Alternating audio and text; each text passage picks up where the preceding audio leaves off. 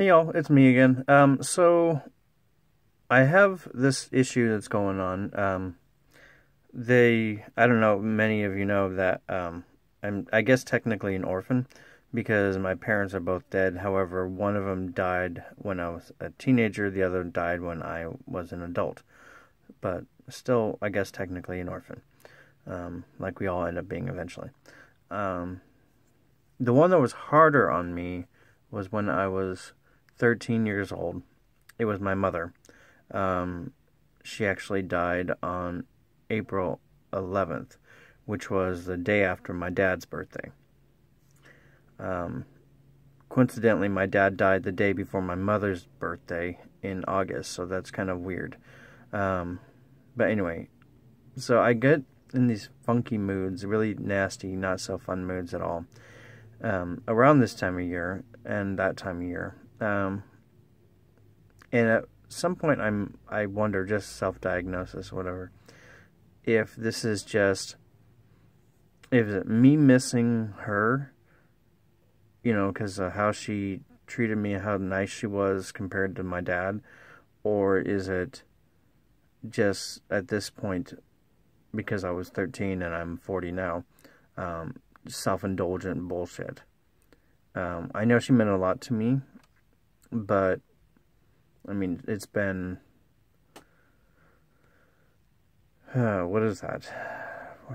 Way too many years, at least a couple decades. Anyway, so, actually, almost 3 decades. So, yeah, it's just kind of a bit much. So, I don't know, it's just, I get in these funky moods, I get nasty, I get really short-tempered, and I'm not really wanting to do what I normally do, like I normally like to do, and I get in these moods a couple times a year, and of course people around me know about this scenario, the situation, and I don't know, I think it's like almost like a martyr complex by this point, because it's been, 27 years since she died, and probably, I think 5 years, I think, almost, since my dad died. So, I don't know, I just get all moody and bitchy and not so fun around those times, probably because how they treated me, because she was really nice. She spoiled me. Admittedly, I was totally spoiled by her. Great woman. Liked to take care of all the kids and her friends and do things for people, and she was just a nice person overall. And admittedly, I'm seeing this filtered through a child's eyes, because I didn't know her as an adult, so I can't imagine what she would be like had she been alive today. But my dad was very abusive, short-tempered, beat me I don't know how many times, literally threw me out of the house. Yeah, I don't know, he was just a really angry person, and he loved to take it out on me. So the two of them are like oil and water also. It's like they never really got along for the most part.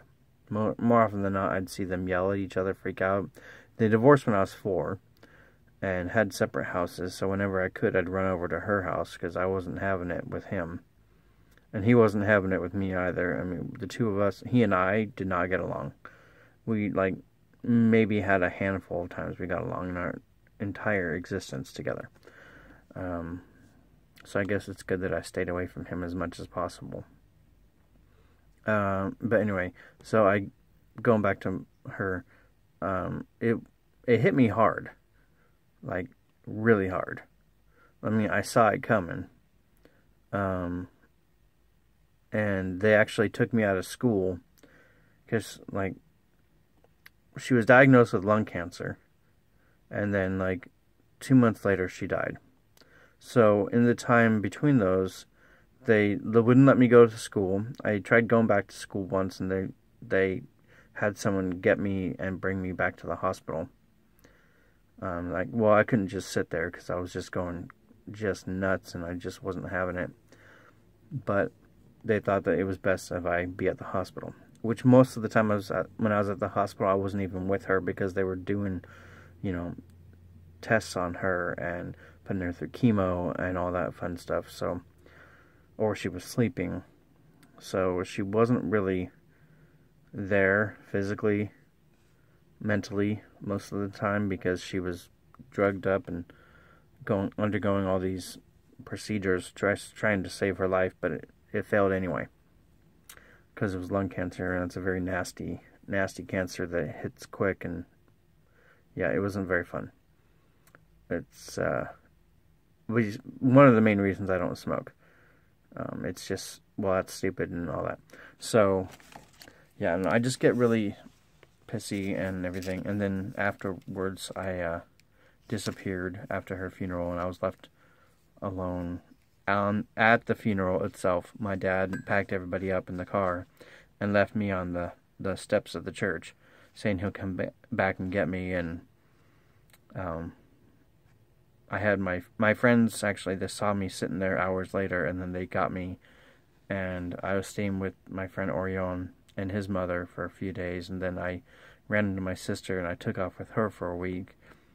And then when I eventually went back to school, I didn't have to do anything, make up any work, or do any of the finals or anything for that year, because the teachers, they all knew I went through hell. And yeah, it was not a fun time. So I guess I still revel in that for some weird reason.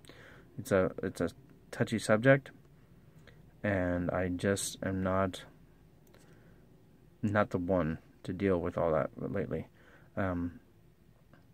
Well, I guess there's a little self-indulgent ego beating, I guess, or, self-reflection. I guess I'll talk later.